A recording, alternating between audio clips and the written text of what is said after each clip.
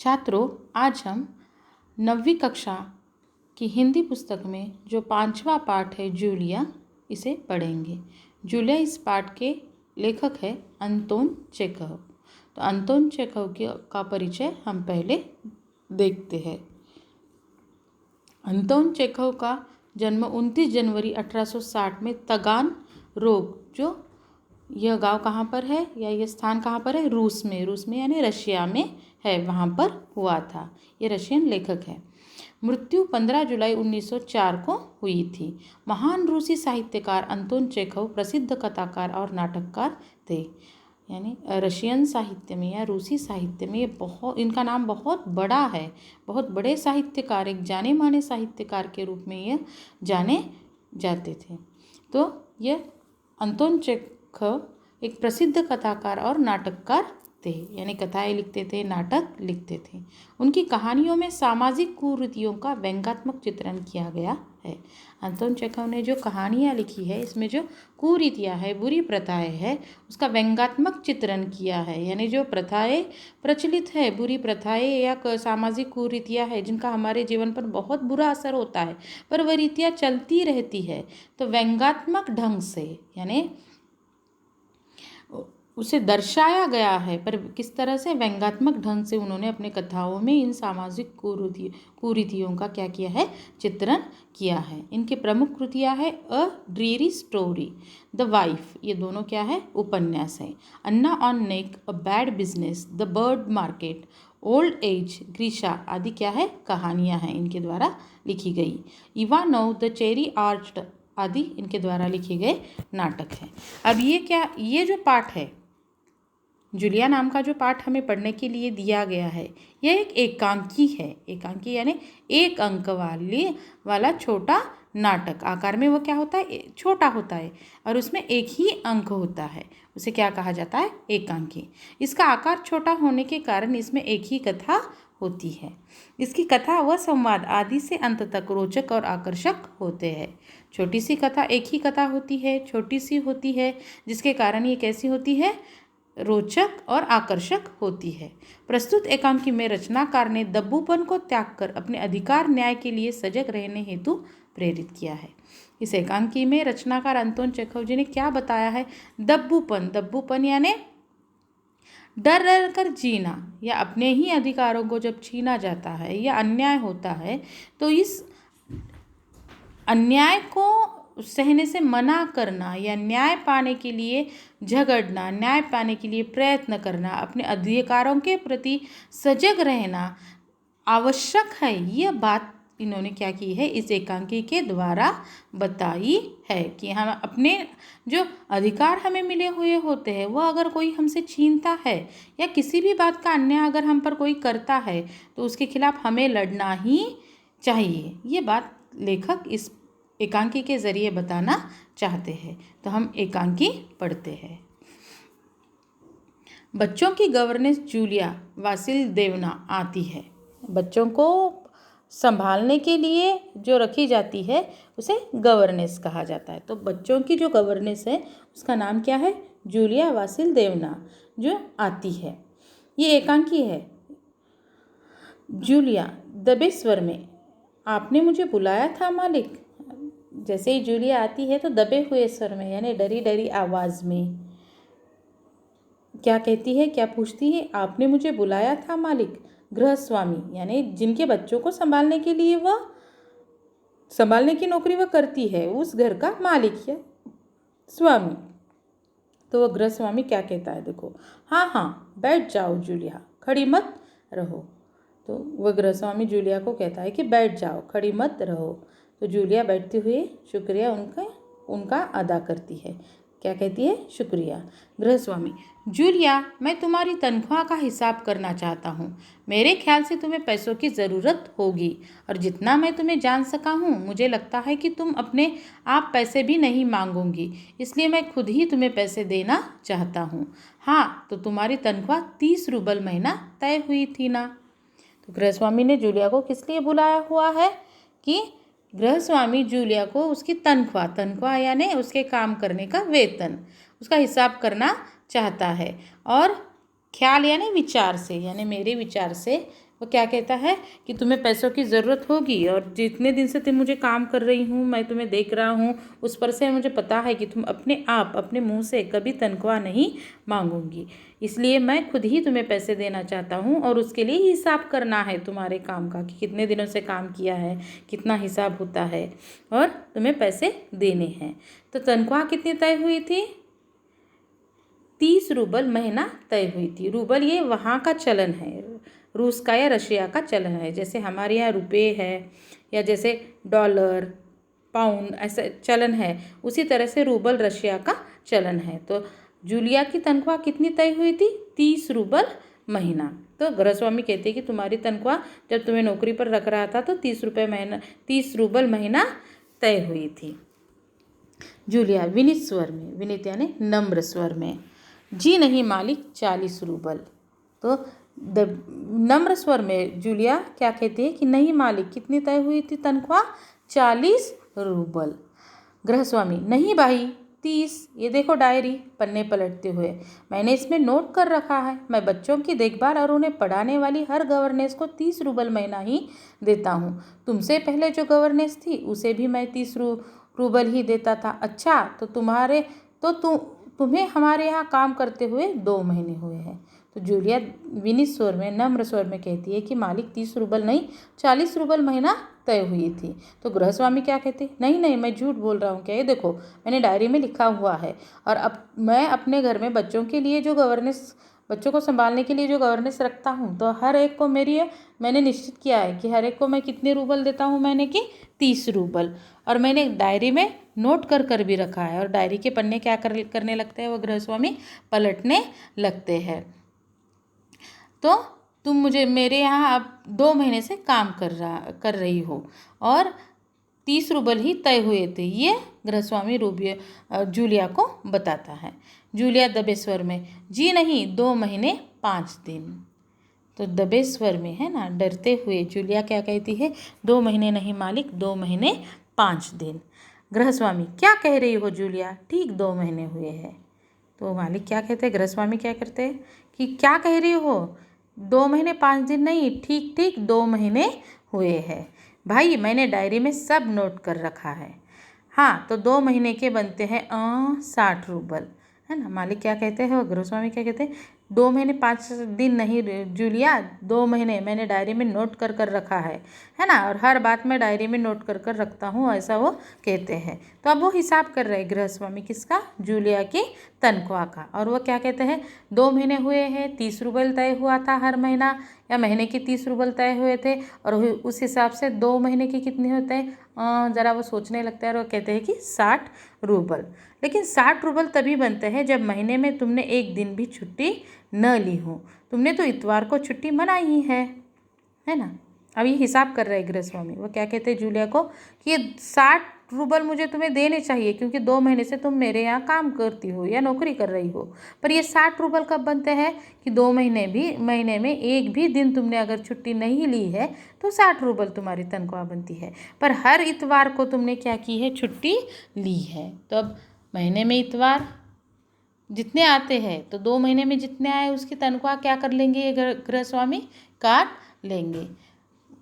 उस दिन तुमने कोई काम नहीं किया, सिर्फ कोला को घुमाने के लिए ले गई हो। और ये तो तुम भी मानोगी कि बच्चे को घुमाने के लिए ले जाना कोई काम नहीं होता। इसके अलावा तुमने 3 छुट्टियां और ली है, ठीक है ना। क्या कहते हैं कि इतवार के दिन तुमने छुट्टी मनाई है। उस दिन तुमने क्या कहते हैं गृहस्वामी? तुमने कुछ काम नहीं किया। बस क्या काम किया था? सुबह कोला को, यानी इनके लड़के का नाम होगा कोला, तो तुम सिर्फ कोला को घुमाने के लिए ले गई थी। और घुमाने के लिए ले जाना कोई काम नहीं होता। और इतवार को छोड़कर तुमने कितनी छुट्टियां और ली है? 3 छुट्टियां और ली है, ठीक है ना। जूलिया दबे स्वर में, जी आप कह रहे हैं तो ठीक, रुक जाती है। यानी बेचारी वो इतनी सहमी हुई है, डरी हुई है, तो जो जो ये कह रहे हैं वो उसे वो गलत लगता है या वह सही नहीं भी है, वह झूठ भी है, तो भी वह झूठ है कहने की हिम्मत उसमें नहीं है। और वह क्या कहती है दबे स्वर में, जब आप कह रहे हैं, आप बड़े हैं, आप मालिक हैं, आप कह रहे हो तो ठीक ही होगा। पर कहते कहते क्या कर जाती है, रुक जाती है, क्योंकि उसे पता है कि ये जो कह रहे हैं वह सच नहीं है, पर फिर भी हिम्मत नहीं है उसकी उन्हें बताने की। गृहस्वामी, अरे भाई मैं क्या गलत कह रहा हूँ? हाँ, तो 9 इतवार और 3 छुट्टियाँ, यानी 12 दिन तुमने काम नहीं किया, है ना। 2 महीने में कितने इतवार आए? 9। और छुट्टियाँ कितनी ली? 3। तुम 2 महीने में कितने दिन इसने काम नहीं किया? 12 दिन काम नहीं किया। ऐसा कौन कह रहा है? गृहस्वामी कह रहे हैं। यानी तुम्हारे 12 रूबल कट गए। उधर कोला 4 दिन बीमार रहा और तुमने सिर्फ वान्या को ही पढ़ाया। पिछले हफ्ते शायद 3 दिन दांतों में दर्द रहा था और मेरी पत्नी ने तुम्हें दोपहर बाद छुट्टी दे दी थी। तो 12 और 7 19। 19 नागे, हाँ तो भाई नागे यानी खाड़े, यानी जितने दिन इसने काम नहीं किया। घटाओ 60 में से 19, कितने रहते हैं? 41। 41 रूबल ठीक है। यानी कितने कट किए? 9 इतवार के, 3 छुट्टियों के, वो 12 रूबल वहीं कट हो गए, क्योंकि 12 दिन इसने काम नहीं किया। ऐसा कौन कहते हैं? गृहस्वामी। फिर कोला 4 दिन बीमार था और 4 दिन कोला बीमार था, इसलिए उसे नहीं पढ़ाया। किसको पढ़ाया? लड़की जो है उसका नाम है वान्या, उसी को पढ़ाया। फिर क्या कहते हैं गृहस्वामी, और पिछले हफ्ते शायद 3 दिन दांतों में दर्द रहा था और मेरी पत्नी ने दोपहर बाद तुम्हें छुट्टी दे दी थी। तो कितने दिन पकड़े इन्होंने? 3 दिन दोपहर में छुट्टी दी थी, तो उसके 3 दिन, 4 दिन सिर्फ कोला को, वान्या को ही पढ़ाया, वह 4 दिन भी पकड़े। और 12 और 7 19। 19 दिन के इसके क्या पकड़े? खाड़े, यानी 19 दिन इसके, अब 19 दिन की इसकी तनख्वाह क्या कर दी जाएगी? काट दी जाएगी। और उन्होंने हिसाब किया और उस हिसाब से जूलिया के कितने रूबल जूलिया की तनख्वाह हुई? 41 रूबल। जूलिया रुआंसी हो जाती है, रोते स्वर में, जी हाँ, है ना। अब ये हिसाब किताब देखकर तो जूलिया की आंखों में क्या होता है, उसकी पानी आने लगता है। वह उसकी हालत ऐसी होती है कि वो रोने की स्थिति में आ जाती है और रोते स्वर में ही क्या कहती है? जी हाँ। क्योंकि अब ये साफ साफ ये क्या है, ये झूठ बोल रहे गृहस्वामी, पर ये झूठ बोल रहे, ये कहने की हिम्मत जूलिया में नहीं है। गृहस्वामी डायरी के पन्ने उलटते हुए, हाँ याद आया, 1 जनवरी को तुमने चाय की प्लेट और प्याली तोड़ी थी। प्याली बहुत कीमती थी, मगर मेरे भाग्य में तो हमेशा नुकसान उठाना ही बदा है। मैंने जिसका भला करना चाहा, उसने मुझे नुकसान पहुंचाने में कोई कसर नहीं छोड़ी है। खैर, मेरा भाग्य। हाँ, तो मैं प्याली के 2 रूबल ही काटूंगा। अब देखो, उस दिन तुमने ध्यान नहीं दिया और वहाँ किसी टहनी की खरोंच लगने से बच्ची की जैकेट फट गई। 10 रूबल उसके गए।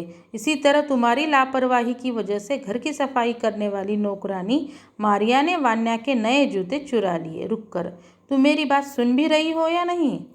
गृहस्वामी अब 41 रूबल तक आ गए हैं, उसका हिसाब 41 रूबल किया है, पर अब 41 रूबल नहीं दे रहे और उनका हिसाब कुछ बच गया है, वह जूलिया को बता रहे। तो वो क्या कहते हैं? हाँ, मुझे अभी याद आया। क्या याद आया? कि तुमने 1 जनवरी को, यानी 1 जनवरी को तुमने क्या किया था? चाय की प्लेट और प्याली तोड़ दी थी। और वे क्या कहते हैं? वो चाय की प्याली कैसी थी? बहुत कीमती थी।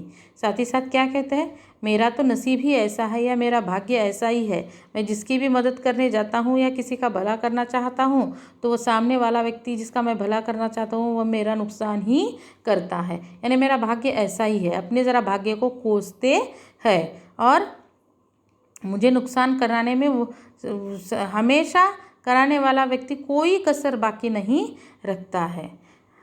तो वो क्या कहते हैं? चाय के प्याली के बहुत कीमती थी वो चाय की प्याली, पर मैं उसके कितने रुपए काटूंगा? सिर्फ 2 ही, रुपए नहीं, रूबल। सिर्फ 2 ही रूबल मैं उस चाय की प्याली के काट रहा हूँ। यानी जैसे मैं तुम पर उपकार कर रहा हूँ, इतनी कीमती प्याली होने के बावजूद मैं तुम्हारे तनख्वाह में से बस 2 रूबल ही काट रहा हूँ। इस लहजे में वह गृहस्वामी जूलिया को कहते हैं। और अब देखो, उस दिन तुमने ध्यान नहीं दिया और वहाँ किसी टहनी की खरोंच लगने से बच्चे की जैकेट फट गई, है ना। कोला ने जो जैकेट पहनी थी और कोला तुम्हारे साथ था, घूमने के लिए ले गई होगी, पर तुमने कोला की तरफ अच्छे ठीक से ध्यान नहीं दिया और टहनी में अटक गई कोला की जैकेट और वो फट गई, और वो जैकेट बेहद कीमती थी। यानी तुम्हारे लापरवाही से वो जैकेट क्या हो गई, फट गई। और उस जैकेट के अभी कितने रुपए कट करेंगे गृहस्वामी जूलिया के तनख्वाह से? 10 रूबल। इसी तरह तुम्हारी लापरवाही यानी तुमने ध्यान नहीं दिया, तो उस लापरवाही के कारण ही क्या किया है, घर की सफाई करने वाली नौकरानी जिसका नाम क्या था, मारिया, उसने वान्या के नए जूते चुरा लिए। यानी घर के नौकरानी ने जूते चुराए तो उसका इल्ज़ाम भी किस पर जा रहा है, जूलिया पर ही जा रहा है, क्योंकि उसे गवर्नेंस के रूप में रखा है और हर जगह या हर तरफ हर बात, बच्चों की हर बात की ओर उसे ही ध्यान देना है, उसी कहते हैं। और तुमने ध्यान नहीं दिया, इसलिए उस मारिया नाम की नौकरानी ने वान्या के नए जूते चुराए और उसका मुझे इतना बड़ा नुकसान उठाना पड़ रहा है। फिर रुक कर ये बात बता रहे और फिर रुक जाते और क्या कहते हैं, तुम मेरी बात सुन भी रही हो या नहीं। यानी जूलिया की स्थिति देखते हुए कहते हैं कि क्या तुम्हारे कानों में मेरी बातें जा रही है कि नहीं।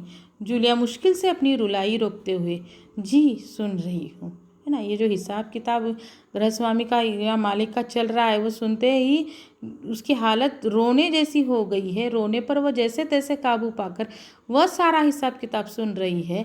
और ये फिर मालिक पूछते हैं कि तुम मेरी बात सुन भी रही हो, तो वैसे ही रुलाई वाले स्वर से मुश्किल से अपने आंसुओं पर, अपने रुलाई पर वह नियंत्रण बनाए हुए है और रोकते हुए क्या कहती है अपनी रुलाई को कि जी सुन रही हूँ। गृहस्वामी, हाँ ठीक है, अब देखो भाई, तुम्हारा काम बच्चों को पढ़ाना है और उनकी देखभाल करना है, तुम्हें इसी के तो पैसे मिलते हैं। तुम अपने काम में ढील दोगी तो पैसे कटेंगे या नहीं, मैं ठीक कह रहा हूँ ना। तो जूतों के 5 रूबल और कट गए, और हाँ 10 जनवरी को मैंने तुम्हें 10 रूबल दिए थे, है ना। पहले ही कितने दिनों का नागा या खाड़ा पकड़ा, 41 रुपये हो गए। फिर चाय के प्याली के 2 रूबल काट दिए, फिर जैकेट के 10 रूबल काट दिए। फिर अब जूते जो वान्या के नौकरानी ने चुराए थे उसके क्या कर रहे हैं, देखो उसके भी पैसे क्या कर रहे हैं, जूलिया के तनख्वाह में से काट रहे हैं। तो वह क्या कहते हैं गृहस्वामी जूलिया को कि तुम्हारा काम क्या है, बच्चों को पढ़ाना और उनकी देखभाल करना, इसीलिए तुम्हें क्या किया गया है, इस नौकरी पर रखा है और इसी के पैसे या इसी की तनख्वाह तुम्हें मिलती है। और तुम अपने काम में ढील दोगी या लापरवाही बरतोगी तो पैसे कटेंगे ही। गृहस्वामी ऐसा जूलिया को बता रहे हैं, यानी उसकी जो हालत देखते हुए कह रहे हैं कि तुम्हें रोना आ रहा है पर इसमें मेरी कोई गलती नहीं है, तुम्हारे गलती के कारण ही जैसे तुम्हारे पैसे कट रहे हैं। इस अंदाज में गृहस्वामी जूलिया से बातें कर रहे हैं। और हाँ वो क्या कहते हैं, 10 जनवरी को मैंने कितने रूबल तुम्हें दिए थे, 10 रूबल दिए थे। जूलिया लगभग रोते हुए, जी नहीं आपने कुछ नहीं, आगे नहीं कह पाती। तो अब तक रोके रखी थी अपने आंसुओं को, अपने रुलाई को जूलिया, पर अब रोक नहीं पा रही है और रोते रोते क्या कहती है, जी नहीं आपने मुझे कुछ नहीं दिया था, यानी 1 भी रूबल आपने मुझे नहीं दिया था। और एक गृहस्वामी क्या कह रहे हैं कि मैंने तुम्हें कितने रूबल दिए थे, 10 रूबल दिए थे। गृहस्वामी, अरे मैं क्या झूठ बोल रहा हूँ, मैं डायरी में हर चीज़ नोट कर लेता हूँ, तुम्हें यकीन न हो तो दिखाऊँ डायरी के पन्ने यूं ही उलटने लगता है। तो गृहस्वामी जब वो कहती है रोते हुए कि आपने मुझे कुछ नहीं दिया था, मैंने कभी आपसे पैसे नहीं लिए थे, तो गृहस्वामी क्या कहते हैं ज़रा ज़ोर से कि मैं क्या झूठ बोल रहा हूँ क्या, फिर मैं अपनी डायरी में हर चीज़ या हर बात मैं नोट कर लिख कर रखता हूँ। और वो डायरी के पन्ने यूं ही उसके सामने उलटने लगते हैं, जैसे कहना चाहते देखो 10 जनवरी को मैंने लिखा हुआ है, 10 जनवरी के दिन कि मैंने तुम्हें 10 रूबल दिए हैं, यानी हर बात को उन्होंने लिखा हुआ है ऐसा कहते हैं और पन्ने उलटते हैं, उसे दिखाते कुछ नहीं है। जूलिया आंसू पोंछती हुई, आप कह रहे हैं तो आपने दिए ही होंगे। जूलिया जैसे तैसे फिर अपने रोने पर क्या करती है, नियंत्रण पाती है और आंसू पोंछते हुए क्या कहती है, जब आप कह रहे हैं डायरी में नोट कर रखा है और आप कह रहे हैं कि आपने मुझे दिए हैं 10 रूबल, तो दिए होंगे, यानी दिए भी नहीं हैं। पर फिर ये क्या कहती है, उनके आवाज़ के सामने, उनके कड़ाई के सामने, वह क्या कहती है, हाँ दिए हुए हैं। गृहस्वामी कड़े स्वर में, दिए होंगे नहीं, दिए है। ठीक है, घटाओ 27 41 में से बचे 14, क्यों हिसाब ठीक है ना। तो वो दिए ही होंगे कहते तो वो कड़े स्वर में सख्ती से क्या कहते, दिए होंगे नहीं कहना है, मैंने दिए ही है। और अब घटाओ, कितने हो गए 27, कितने में से 41 रूबल में से 27 रूबल घटाओ या कम करो, और फिर कितने बच जाते हैं 14। और फिर वो क्या कहते हैं, क्यों हिसाब ठीक है ना। जूलिया आंसू पीती हुई कांपती आवाज़ में, मुझे अभी तक एक ही बार कुछ पैसे मिले थे और वो मुझे मालकिन ने दिए थे, सिर्फ 3 रूबल, ज़्यादा नहीं। तो अपने आंसू पीते हुए कांपते आवाज़ में, यानी आंसू को रोकते हुए कांपते हुए स्वर में जूलिया क्या कहती है कि मुझे अब तक कितने पैसे मिले थे, एक ही बार पैसे दिए गए थे, वह भी किसने दिए हुए थे, मालकिन ने दिए थे, वह भी सिर्फ 3 रूबल, ज़्यादा नहीं। तो गृहस्वामी क्या कहते, देखो जैसे आसमान से गिरा हो, ये बात गृहस्वामी सुनते हैं कि 3 रूबल मालकिन ने जूलिया को दिए थे, तो ये बात उन्हें अब तक पता नहीं थी, तो जैसे बहुत बड़ी कोई बात हुई है और अब तक इन्हें पता नहीं चली है और अब पता चली है, इस अंदाज में या इस तरह की उनकी रिएक्शन होती है। और क्या कहते, अच्छा, और इतनी बड़ी बात तुम्हारी मालकिन ने मुझे बताई तक नहीं, देखो तुम न बताती तो हो जाता ना अनर्थ। खैर देर से ही सही, मैं इसे भी डायरी में नोट कर लेता हूँ। डायरी खोलकर उसमें यूं ही कुछ लिखता है, हाँ तो 14 में से 3 और घटा तो बचते हैं 11 रूबल, देते हुए संभाल लो, गिन लो, ठीक है ना।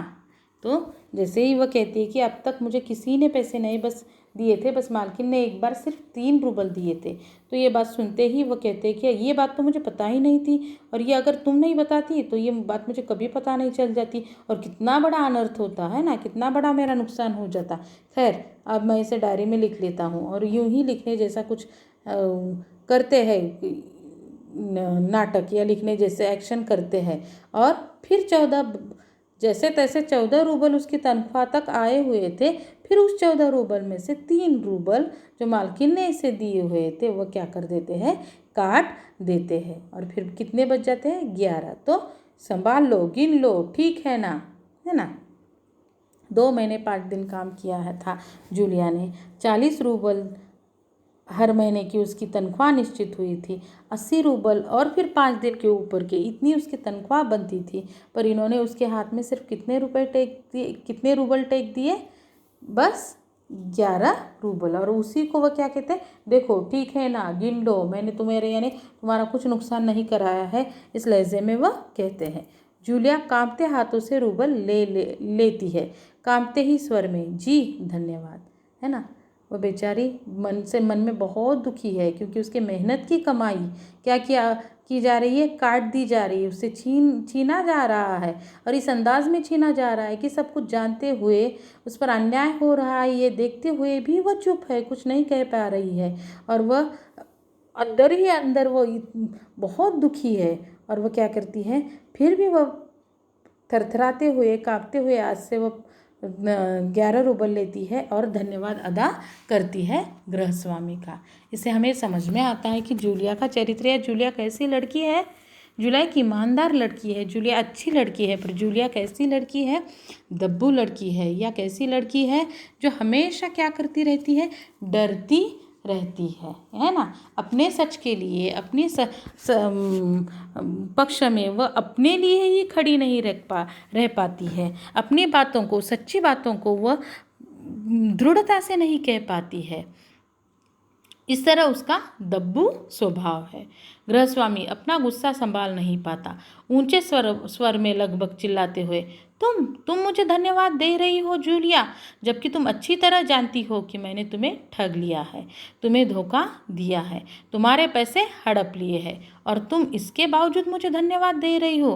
गुस्से में आवाज़ कांपने लगती है ना। वो धन्यवाद कहकर वो सिर्फ 11 रूबल लेती है और धन्यवाद अदा करती है।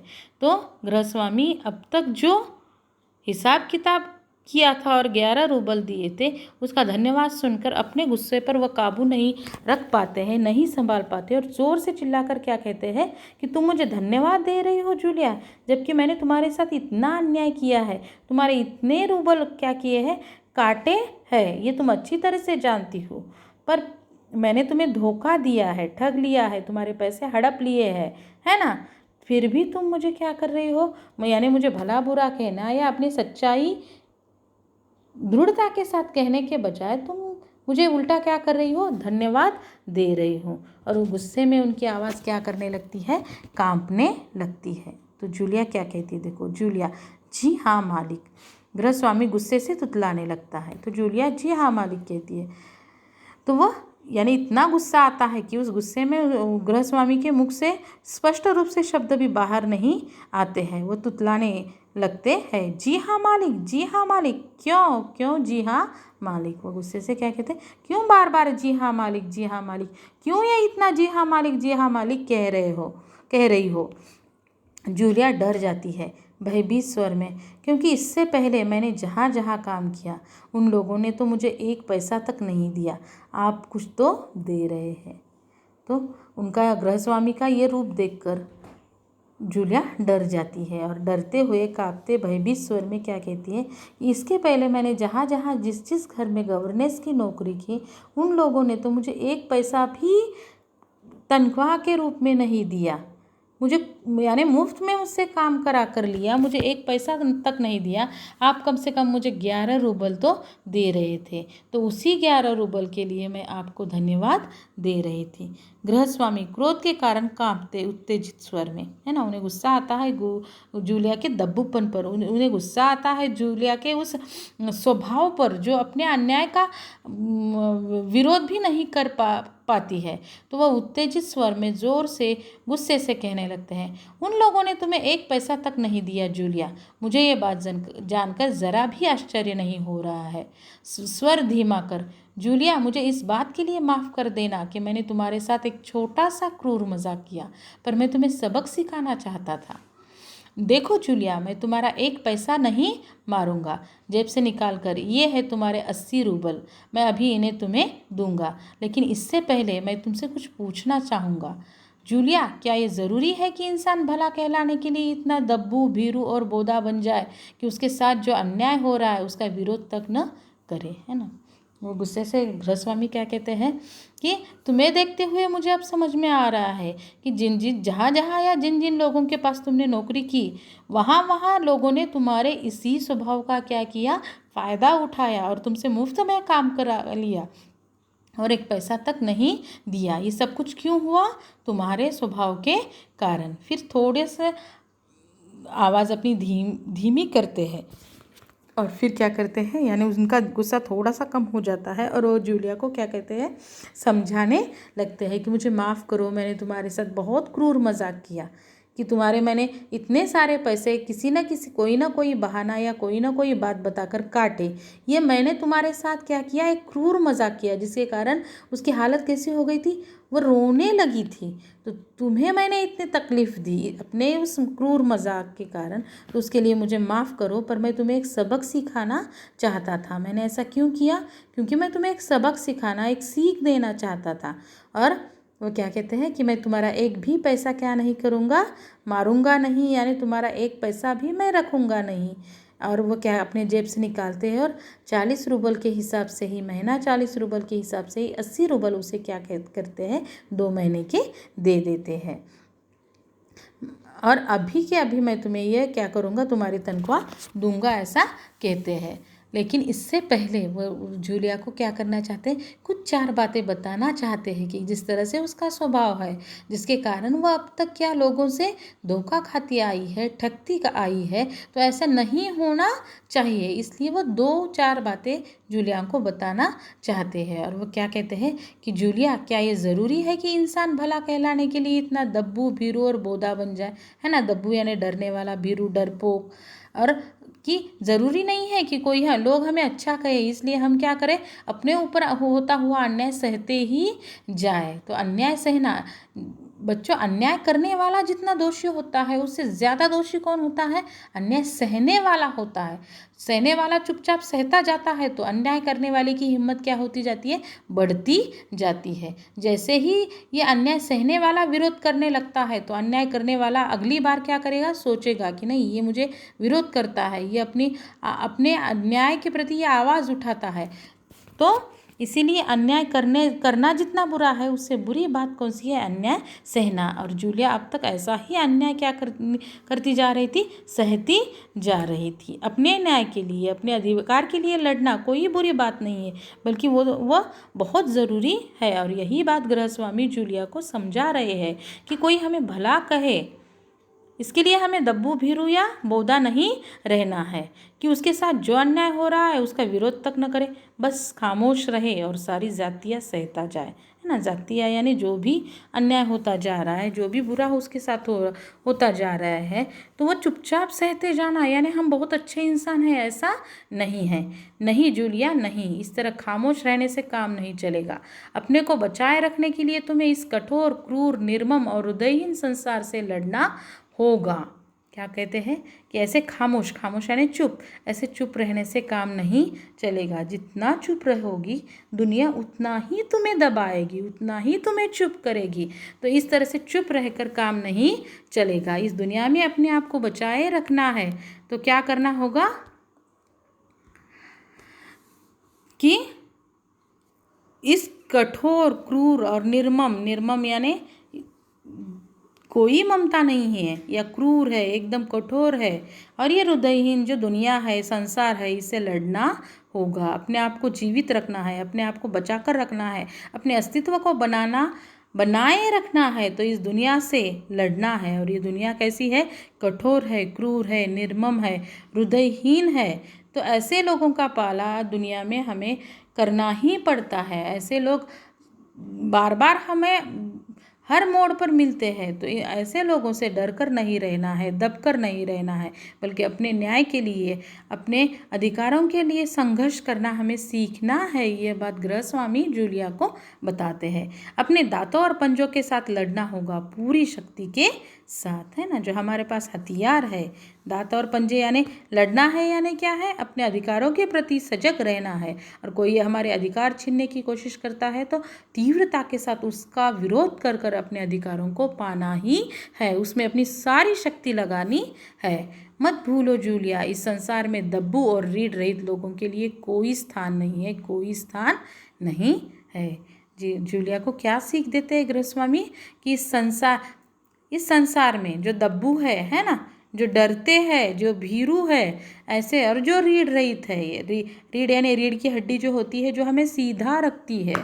रीढ़ की हड्डी अगर न हो तो हम सीधे नहीं खड़े रह पाते हैं। तो रीढ़ की हड्डी यानी जैसे रीढ़ की हड्डी शरीर के लिए आवश्यक है, वैसे ही स्वाभिमान हमारे जीवन के लिए आवश्यक है। अगर ये स्वाभिमान हम में नहीं होगा, हम अगर भीरू है, हम अगर डरे डरे रहते हैं, तो हमारा इस दुनिया में स्थान कहीं भी नहीं होगा। क्योंकि ये निर्मम दुनिया, या इस दुनिया के निर्मम कठोर लोग हमें क्या कर जाएंगे? कभी का दबा कर क्या कर जाएंगे? खा जाएंगे, या हमें नष्ट कर देंगे। तो ऐसे लोगों का इस दुनिया में कोई स्थान नहीं है। तो इस दुनिया में अपना स्थान बनाए रखना है, अपने स्वाभिमान को बचाए रखना है, अपने अधिकारों को पाना है, अपने न्याय से जीवन जीना है। तो हमें क्या करना आना चाहिए? संघर्ष करना आना चाहिए। जो जूलिया का जो भीरू डरपोक स्वभाव है, उसी स्वभाव को बदलने के लिए उसके गृहस्वामी या जहाँ पर वो नौकरी करती है, वो क्या करते हैं? एक छोटा सा नाटक करते हैं उसके साथ, उसका हिसाब किताब करने का। क्योंकि उन्होंने देखा है जूलिया कैसी है, 2 महीने से वो देख रहे हैं, और इस लड़की का हर कोई फ़ायदा उठाता होगा, क्योंकि इसका स्वभाव ही ऐसा है कि इस पर अन्याय किया जाता है तो भी ये कुछ नहीं कहती है। और उसी के स्वभाव को बदलने के लिए वह गृहस्वामी क्या करते हैं? उसे एक सबक सिखाने की कोशिश करते हैं। यानी गृहस्वामी एक बहुत अच्छे इंसान है और जूलिया के स्वभाव को उन्होंने पहचान लिया है। तो जूलिया को इस दुनिया में अगर अपने अस्तित्व को बनाए रखना है, अपने किए हुए मेहनत का फल उसे पाना है तो उसे इस स्वभाव को, भीरू स्वभाव को, डरपोक स्वभाव को छोड़ना होगा। और यही बात वो जूलिया को समझा रहे हैं। यही बात समझाने के लिए वो छोटा सा नाटक उसके साथ करते हैं। तो इस पाठ से हमें भी ये सीख लेनी है कि जीवन में हमेशा हमें क्या करना है, अपने अधिकारों के प्रति सजग रहना है। जो हमारा है या जो हमने काम किया है वह उसका फल या उसका वेतन या जो जो हमारा अधिकार है वह हमें मिलने ही चाहिए। और अगर कोई छीनने की कोशिश करता है तो हमें संघर्ष कर कर ये अपने अधिकार वापस पाने हैं। धन्यवाद।